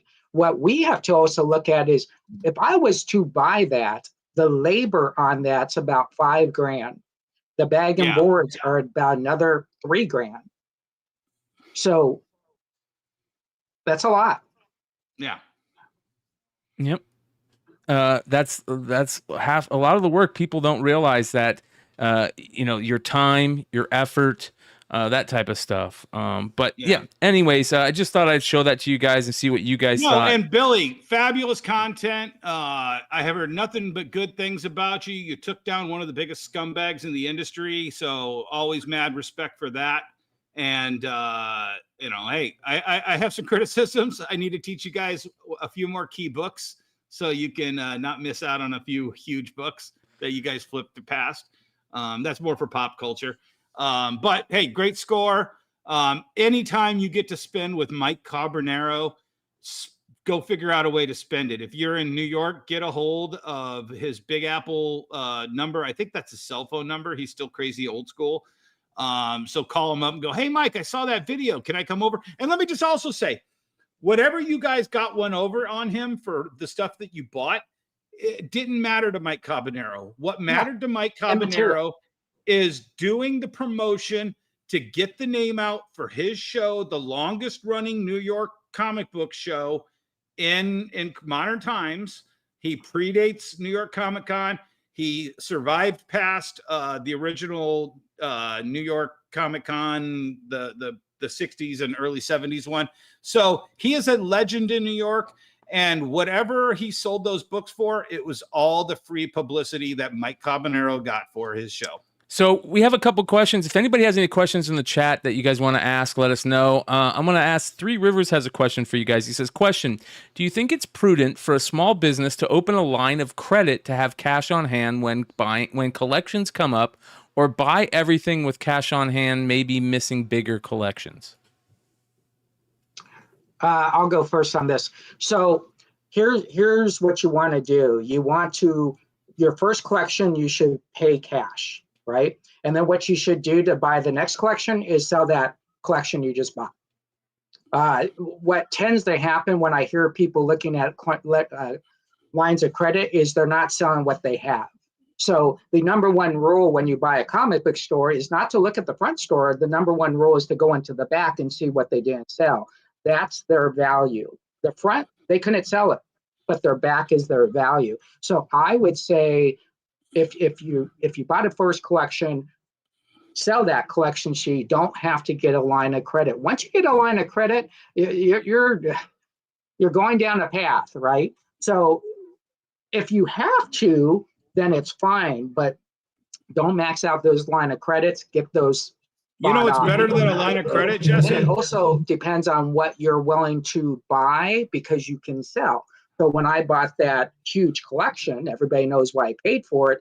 I knew I had to sell that collection in 90 days. It wasn't hold on to every Marvel book. It was no, sell it in 90 days because I have to buy the next collection in. And my final point is when I buy a collection and I'm walking out, I'm already thinking of the next collection to buy. So I'm a little different than Jesse, but on the same regard. So what's better than a line of credit is a giant stack of cash that you can dip into whenever you want. And that cash can just sit there doing nothing until it's spent wisely on something. And then let's just say the deal is too good to not pay that entire stack of cash. And now you have zero. The goal is to sell as much of that to give you your giant stack plus a little bit more. And then after that, yes, Jesse wants to get rid of all of that, but I like to sort good, bad, and ugly. I like to take a portion that I don't think is ready to sell yet. Even if it's $1 book or $2 books, I think these are good. And if I hang on to them for a little, I can get 5, I can get 10. So I put that stuff in a holding pattern. I blow out the top books to get me that stack of cash back. I blow out the bottom end to other dealers to get me that extra little stack back. And then I can sit on the middle for as long as I want, and it's free. Yep. And I'll take that. So there was an 80 long, I think it was 80 long box or short box collection I bought 2 years ago, maybe 2 or 3 years ago. I went through the whole box and I pulled out 40 longs or shorts that I wanted to keep. They're just not ready yet. Awesome stuff. And then I took 40 short boxes of stuff that was absolute. I don't have any interest in it. I don't have a place to sell it. I don't have, it was a lot of good porn books, some cheesecake, too much of this, too much of that. It's not part of my business model. And I flipped those 40 shorts almost for what I paid for the whole 80. And then in between, there was this sliver of, I know I could sell this stuff immediately. And I flipped a good portion of that for $2,000 or $3,000. So in the middle was all this stuff that I'm currently sending to Red Hood to press. And that's it. When you watch the live opening with Bryan, when he opened it, a lot of that came from that 80 short box collection. And now I'm grading them to even, so I had my money back plus some within 30 to 60 days. And everything else now is gravy in the middle. And I have books that are going to be one of ones. Hey, Bryan, I sent you a text, just so you know. Okay. All right. Are you talking about me behind my back? You send it through text, or did you send it through the Facebook? I sent it to your phone. Okay. Hold on here. Yeah, I think it's. Yeah, so bottom line is, at the end of the day, if you can avoid a credit limit, I mean, you should go try to get a credit limit. So at least you have a credit limit. Make sure that they don't force you to use it, because there will be that one collection that comes in on the first after, or on the second after you just paid your rent. And that's well, yeah, and you know why? And you know why, right, Jesse? Push that number. Because those guys didn't pay their rent on the 31st, and they realize they're 4 days late, and they have to grab whatever they can to pay their rent after you just paid your rent, and you better have enough cash to pay his rent and get his stuff at 20 cents on the dollar. There you go. Next question. Let's see here. Is there any other questions? Let's see here. I think that's it. Have Dennis and Jesse ever unknowingly bid against each other for collections? I win all my bids, so if I have, Dennis, I apologize. You do not win all your bids. I bought a few things out from under you. That's interesting. There we go. Yeah. What's it like having to go from... and what you have to figure out is, I was outbid by a good friend, and he outbid me by at least 20 grand just to get the collection. And I wasn't going to compete against him to pay 20,000 more for a collection, just because.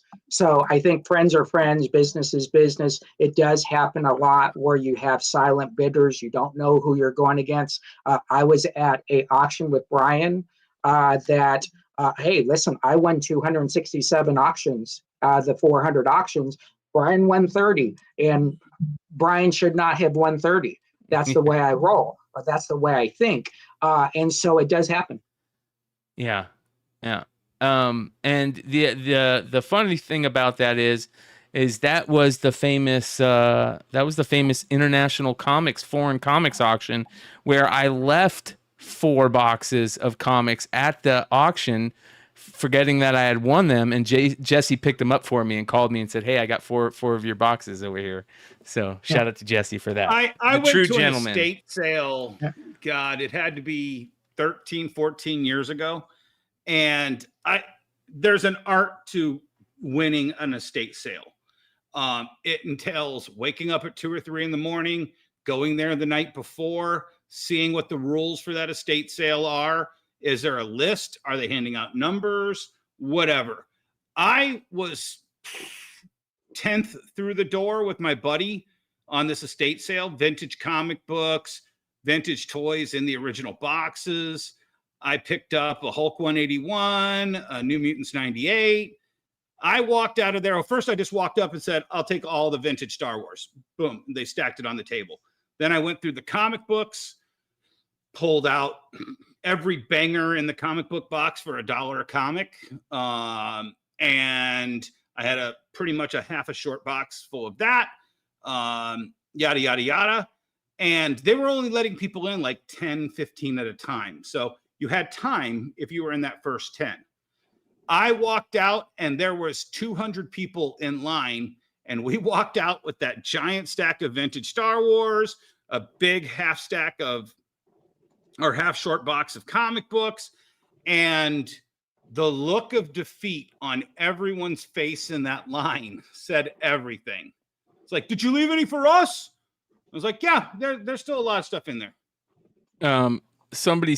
Billy says, what's the scariest collection you ever picked up because it wasn't great after second look? So what was it? Here's an interesting collection. There you go. Mhm. Look at that one. That's a pretty amazing collection. All one collection. Hulk 1, AF-15. All kinds of goodies in there. Jesus. Yeah, that's the collection that and it's a great story. A gentleman every day or every Wednesday would come in and say, I need you to buy my collection. And he's, I sent it to Heritage and I sent it to here and I sent it to there and no one wants to buy it.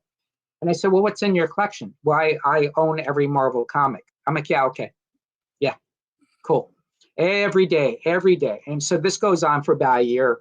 And one day, my Dave calls me from the store, and he goes, this guy is just calling you, wants to sell you his collection. I'm like, fine, I'll go there. I'll go and buy his freaking collection. So I pull up to the gate, and the guy comes out, security guy comes out, and he goes, are you Jesse? And I go, yeah. He goes, okay, well, go ahead and drive through. And I said, well, there's 5 houses in here. Which one is his house? And he goes, well, all 5 of them are his house, but the collection is in that house. And so I walk in, and it's the greatest thing in the world to open up the door and you only smell comics. And it did not matter what I said, he went and pulled it. Yep. 5 Fantastic Four #1s, 3 Daredevil #1s, 2 X-Men #1s. And so we made the deal. I mean, the deal took about 30 minutes to make. But at the end of the day, this was just a collection that was freaking awesome, just to be able to say, hey, I own all these for a couple of days. And then, of course, you start selling them. Wow. Yeah, that's fucking crazy. Yep. What's the Coke warehouse? Have you guys ever heard of the Coke warehouse? Billy says, have you ever seen the Coke warehouse, and would you roll the dice on it? I think, is this the one that's pallets of unsold 60s and 70s overstock from the publisher? I've never heard it called the Coke warehouse. I think I've heard of this other. Here we go. Find. Look at this. Holy moly. Coke Comics Warehouse. Over 60,000 books, all at $1. More arriving every day. There we go. World's largest collection. Look at this. In a neighborhood called Sunset Park in Brooklyn, New York, there is an area consisting of mostly warehouses on the planet. Inside, the staff somehow knows how to find all the right people from all over the world to buy these books through mail order. And once a month, this warehouse becomes open to the public. Is this that crazy auction? Yeah. After living in this neighborhood for almost 6 years. The volume of stuff is so large, it's almost a daunting task to begin to even try to approach. You could pretty much find anything underneath the sun in terms of comics or anything fun, basically. It's like being in a fantasy of comic book land. I basically made my comic collection with this place. I find everything I need here. I'm able to complete obscure collections. You know, you need an issue here or there and you just cannot find it. And I actually go to every comic book store, wherever I am. My girlfriend will testify to the fact that we've gone to Vegas, we've gone to comic stores. 1901. This is Crystal. Crystal is the warehouse cat. Crystal is learning about all the nooks and crannies of the warehouse, all the ones that impatient collectors don't get to, but Crystal finds it all. The staff they're so gracious. Models and workers are the most gregarious, convivial, gracious. And the staff for allowing me to make this video. If any viewers would like to contact the warehouse. Wow, that's pretty unbelievable. There you go. Cat piss on books. Great. Yeah, you know, 60, to put it in perspective, and Dennis will probably agree on this, 60,000 books isn't a lot of books in a warehouse. There's That's more than actually 60,000 in there. But it depends on what those 60,000 are, right? I did want to answer the question about buying a bad collection. I have bought bad collections, but at the end of the day, you need to look at that bad collection, figure out how to make it up on a previous collection or the next collection coming in, and move on. You do not want to get stuck on a bad collection.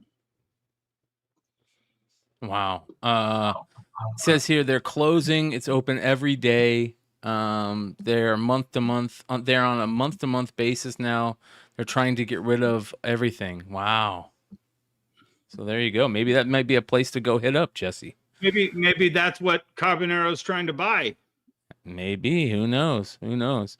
So that's pretty amazing. Yeah, that's we've seen videos. That's the one where the guys got into a fight not too long ago, Yeah. I think, which was very interesting. So yeah, there we go.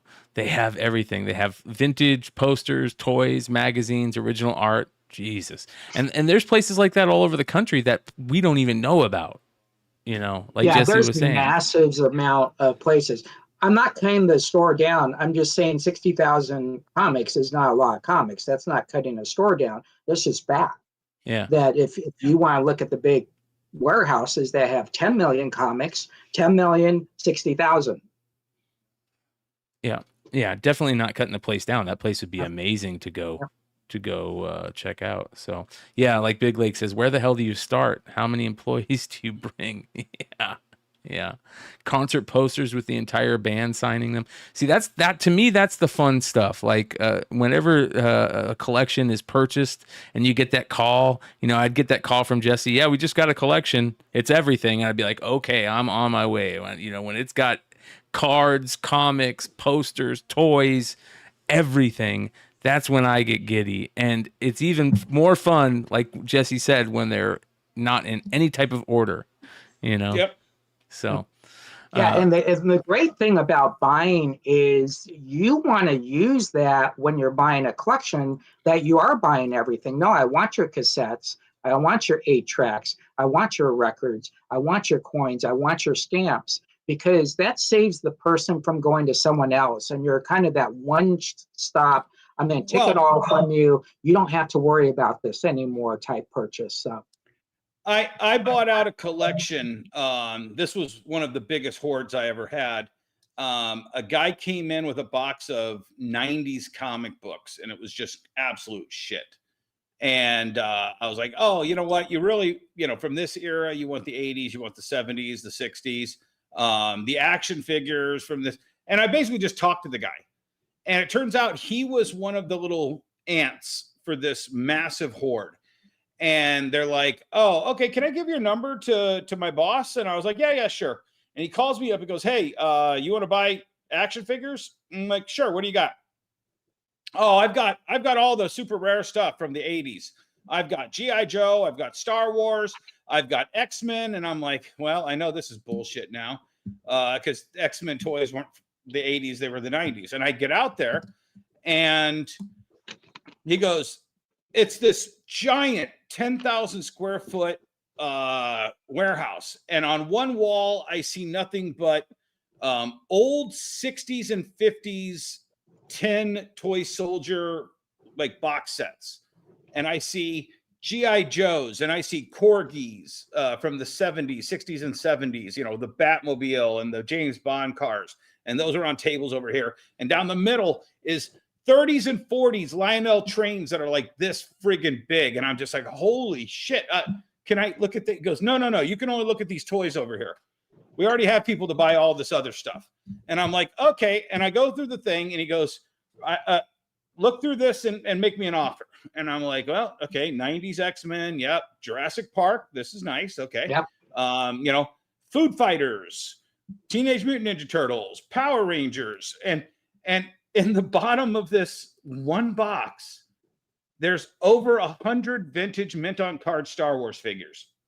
And then there's another box, and it has Power of the Force clearanced KB toys toys. And this is that time that I think I told Bryan, I think at the time, because I was putting on a convention and it was mid-year and my funds were low, I had $6,000 to my name. And I knew I was going to have to hire employees. I was going to have to rent a truck. So I offered him $4,500 because I could offer him $6,000, but then I wouldn't have a truck and a whatever. This is, 14, 15 years ago. And I threw out the offer of $4,500, and he comes back immediately, goes, make it $5,000 and it's all yours. All right, fine. So I wrote him out the check for $5,000. I had already rented the truck. My crew loaded that truck up. We got back. We're just finding piece after piece. But the thing was, and this is why Jesse's right, always try to buy everything. But all those other guys that only wanted the Corgis and the G.I. Joes and the Marx Westerns and all of that, they could have easily bought this. But then when they shot their wads and bought their departments and the different piles that he had for them, when it came time for them to clear out the storage area that this guy had, the train guy had already shot his wad. Everybody else had shot their wad. We just lost him. Right as he was about to shoot his wad, we lost him. Now you're back. I know. I shot my wad, but I had rebuilt my wad back to higher than what I had at that time. Because I think I flipped 100 of the Star Wars figures for like another 10,000 or something like that, or 5,000. So I had flipped a big chunk of it to get my money back. He called me up in a month and said, hey, meet me out at this thing. And I'm like, will do, sir. And I still had tons of stuff that I hadn't sold. So I go out there with the truck and he goes, all right, the train guy is gone. The G.I. Joe guy is gone. Action figures are yours. And if you want Hot Wheels, make me an offer. And I filled up a truck again. And this time he goes, well, we're not going to do this offer thing anymore. You're going to have to pay me per box. And so he gets out this yellow legal pad. And I'm like, he goes, how much for this box? $20? Yes. How much for this box? $50? How much for this box? And when it all came up, it was another like $4,000. And I filled the exact same size truck as I did for $5,000. And I ended up getting 4 total 16-foot Penske's or 15-foot Penske's for less than 20,000 plus expenses. It was the greatest hoard I ever got, but I was the only one that kept having cash when he called to clean out the next storage locker. And that was the key. And that's kind of one of those collections that kind of made me. Yeah, that's the other thing. And Jesse, you talked about this a long time ago, the fact that knowing where to go to your local pawn shops or your local places and give them a card and say, hey, if you ever have anything come in, I'm buying. If you ever have somebody, going to those places and dropping off your information, flea markets, Brass Armadillo, other, places that would have people come in and go, hey, I'm trying to sell a collection. I can't buy it, but I know a guy who might. That type of thing. Yeah, I've done, Dennis was talking about estate sales. Most estate sales I've bought even before the estate sale started. And that's just having good connections with the lawyers that manage those and say, do you really want to spend 3 days doing this? Or do you just want me to give a need price that I will give you right now and we will just take it all? And so it's really how you create your relationships.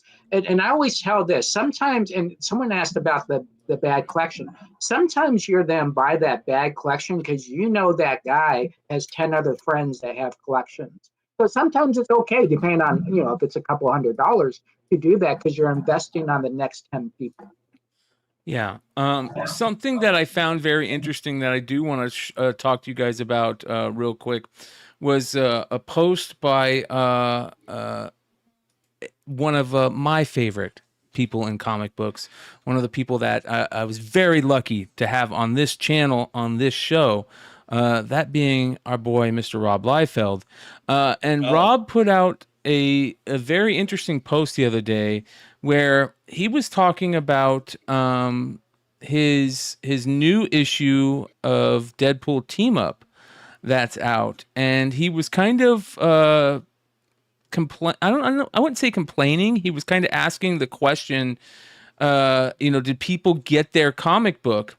And he was told by a lot of people, a lot of fans of Deadpool and stuff, that they couldn't pick up their copy of Deadpool Team Up because their comic book store had sold out.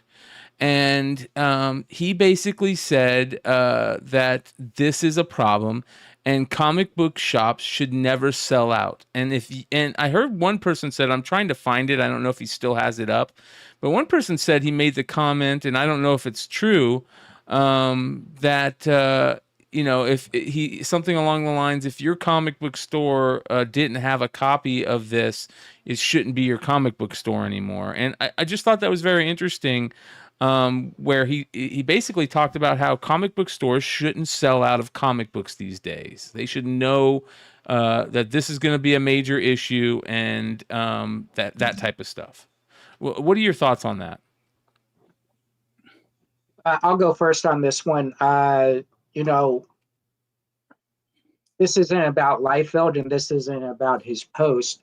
But our job is to buy and sell out when it comes to new issues. The number one reason, or I should say the number two reason for stores going out of business is because they have so many back issues of new issues in the back, they can't stay in business. It's totally impossible when you're buying today or tomorrow for Wednesday, but you also have your bill next week coming in the next following day. Dude, you got to sell your books. And if you're going to sell out, then you got to wait for second prints. The folks that go to a store that is sold out, get a freaking pull box and order your books so you don't have to worry about it. There you go. I will agree and disagree. The old Dennis, 19-year ago Dennis, I wanted to have, if it was issue 1 coming out, I wanted to have issue 1 in stock when issue 6 was coming out. I wanted to be a full service store that could sell 1 through 6 at any point. When I opened my store, I bought the last 3 to 6 months of every title I was going to carry from a fellow retailer, and he sold them to me at cost, minus a little bit since they were old dead stock for him. So that when the day I opened, I had 3 to 6 of the back issues for the new books that I was going to have coming in. So, and my mentality was, I knew what books like Why the Last Man #1 were selling for, Walking Dead #1 was selling for. When Saga #1 came out, I'm like, this is a book I want to have in stock for the next 10 years. So there were books that I kind of put my stamp down on and said, this is a back issue that I want to be in the business of selling, not just today, not just when I'm sold out in a month. I want to have this for, evergreen status. With that being said, with the margins as low as they are and the amount of new customers there are right now, I would have to put a bullet in the back of old Dennis's head if he was in charge of ordering for my stores. Because I don't think I'm a total Rob slappy. Me too, man. I love everything Rob Liefeld has to say. Yep. But Rob doesn't understand the dynamic. Now, mind you, I'm a Rob stan, so I would totally have Deadpool Team Up, the last Rob Liefeld Deadpool story, in large stock. But I cannot fault a store for ordering what they thought they could sell and selling a few too many because the Rob hype machine was at the right time, right place. And this book sold out, probably from 90% of the stores. Yep. Well, here's 2 things. Number one, how many books is a top 5 creator out there promoting every freaking day? So that's the first thing. Rob does very well at promoting that. Yes. The second thing, I got to sell 120 more titles that week. So am I supposed to keep all the back stock on those 120 items as well? So no, you're supposed to be sold out. Do that pull list, try to order it for the customer. someone had said about a store selling the books on the secondary market, then that's a store you don't go shop at. But most stores, they have very, very small, tiny budgets. Someone's talking about pull box holders not pulling up their boxes. When I stopped carrying new issues, folks, I had 550 box holders. We ended up eating $25,000 in non-pays. I have you on that one, Jesse. So I stopped carrying new books 3 years ago, or right when pandemic really kind of hit, within like 6 months when they restarted, and I was like, yeah, I'm done. And then I stopped buying any new books as of a year and a half ago. When I finished having pull lists, I just told all my customers, hey guys, we're going to stop the polls. We're going to stop stocking for the polls. I probably only had about 50 poll members left, of which 5 or 6 of them were staff boxes. And the staff still stayed working for me. I don't care. If they don't pick it up, that's fine. I'm not going to hold a grudge. I literally just cleaned that little corner of my warehouse out for this whole new buyout that I'm doing. Yep. And 3 of those long boxes were still there. And I'm going through 5-year-old dead pulls that I'm just like, yep, there is literally not a single book worth anything in this box. Yep. Well, here's the thing. Remember us getting crucified for dropping new issues. So we're in a different world now. A store could drop new issues, not get crucified. Oh, that's okay. But when we drop new issues, I was one of the first people in like this century to drop new issues, not go out of business, and just do better business. There you go.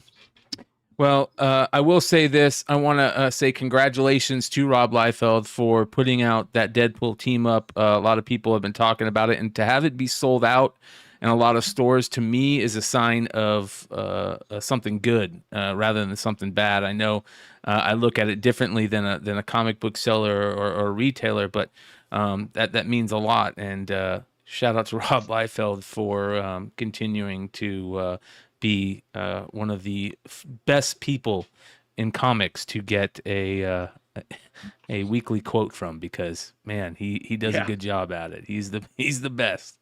I think it's daily quotes. I mean, you got to keep in mind, this guy's got podcasts going on. He's got YouTube. He's got whatnot. He's got his Facebook Live page doing talk shows. This guy has modernized the comic book industry for creators to use social platforms to build his success. And what's funny is he was the original guy back in the day to do David Letterman or whoever he did. And so Dennis Miller he knew back then to do it, let alone what he's doing today. Dennis Miller, Spike Lee's 501 Jeans commercial. Rob Liefeld was the young hot buck. And he was doing the Jim Lee, the Staber videos with Jim Lee and Todd McFarlane and Stan Lee. He has always understood where the comic industry could be, and he pushed as hard as he could to get himself and the industry there. And for that, the man needs to explain nothing to me. Yeah. I'm gonna say he's gonna win even when he's losing, man. Yeah. I'm a Rob Liefeld stan. I think he intentionally sometimes will make it look like he's losing to come out winning in the end. Yeah. Yeah. Well, he's not taking no shit anymore, that's for sure. You talk bad about the Lakers and you're getting blocked. So, anyways. I think, I mean, it's a wide spectrum of what makes this industry roll, guys. And I'm really happy that we're able to put our narrative out here on the internet, the interwebs and the YouTubes and all of that stuff. Because I just think it's a perspective that's not getting covered right now. It's not. Yeah. And I think for those of you that are sellers that have stores, you know how this works. I was talking to Brian today. Brian was talking about selling stuff.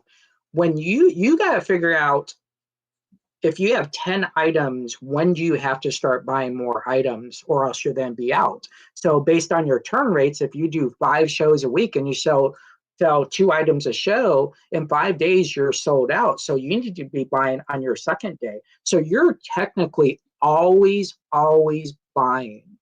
It looks like you're selling a lot, but you're always buying. Yeah. Yep. And that is something that is a hard thing to learn too. To be doing that, you know. So, but anyways, you guys, 2 hours. Thank you guys for hanging out with us tonight. Much love to everybody. That's right. 108 viewers watching right now and only 36 likes. Please, you guys, if you really enjoyed what you watched here, and I hope you did, hit that thumbs up button. Even if you didn't and you want to throw us some love, hit that thumbs up button. And if you enjoy what you like on Beyond here, and this is your first time watching, check out Beyond Wednesdays. We got 3 live shows a week. We'll be back tomorrow night with our Wednesday night review. And subscribe. It's very easy. Join the membership if you guys want to support me over here and help continue the live shows and all the great content that you do. Jesse, do you have a show coming up after this? Actually, I'm taking the night off. I'm taking the night off. First time taking off the night. Listen, I had to ship 1,100 books today, then do this talk show. I'm going to sleep. That's what I'm going to do. I'm going to tell you folks this though, and I'm pretty sure Dennis will agree with me.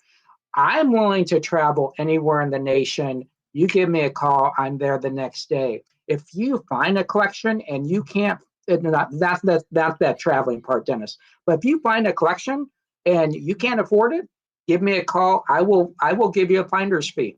So we're always buying, no matter where it is. If I have to fly for Dennis, I will fly for Dennis to pick up that collection for Dennis. Don't let a comic book collection get out of your hands. Make some money on it and do a good deed and get it to someone who can sell it. Here's the thing, and I just said this with my son. I know Jesse is Jesse, and I've seen Jesse's old store, and I've seen Jesse's new piles of. I'm getting too old for this shit, guys. I loaded up 20 longs last week on Monday. My leg is still fucking sore as shit. And I had to do it by myself because all my staff was just gone. Off to college. My kids were off to college. I did it all by myself. 20 longs. 20 uphill through snow both ways. I'd have paid somebody. I would have I would have stopped by Home Depot. Yeah, it was an hour. It was an hour away from my store, and I drove the van out there, and luckily the AC was working because it was a really hot day. And I got back and I sorted that whole 20 longs by myself, sub-sorted it, segmented it, did all of this, pulled all the keys that I want for myself, and I was like, fuck this shit. I have so many books coming to me, I don't need to go chase this shit. Sell it to Jesse. I mean, call me if it's, call me if you want to have somebody bring it to me, but I'm not chasing shit no more. So my greatest, one of my best stories, and Brian knows about this one, a guy gives me a call and he goes, I just kicked this guy out and he's got 100 of these white boxes. I need you to come get them. How much? I go, 100? I'll give you I say 1,000. That's all I say is 1,000.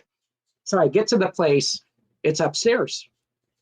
I'm like, son of a bitch, this guy did not tell me it's upstairs. So jokingly, I say to the guy, listen, dude, this is upstairs. Then I get upstairs, it's 200 long boxes. And I go, dude, $1,000 was the deal, but you need to throw in lunch for me because I'm by myself. And the guy says, okay, but let me go to the bank to get the $1,000 for you. I forgot to get it. He paid me $1,000. I thought I was paying him $1,000 to get the stuff. And trust me, my legs were gone at the end of the day, but it's the best $1,000 I ever made. That's a true story, by the way, and you got guys. the comics. It is. 100% true. Well, and actually that reminds me. I'll go tell one more story. No, I'll save it for another time. I want to say thank you to everybody that's hung out with us this far. You guys, we're going to send you over to a great show, a great channel. Shout out to Spec Media. Go join Yeezy Yee and our boy Ferdbird the Nerd in for Richie this week, who's not be able to make it tonight. Go show them some love. Buy the dip. A great show and a great channel. We'll see you guys next week here every week, every Tuesday at 9 p.m. Eastern. The Industry of Comics. Adios.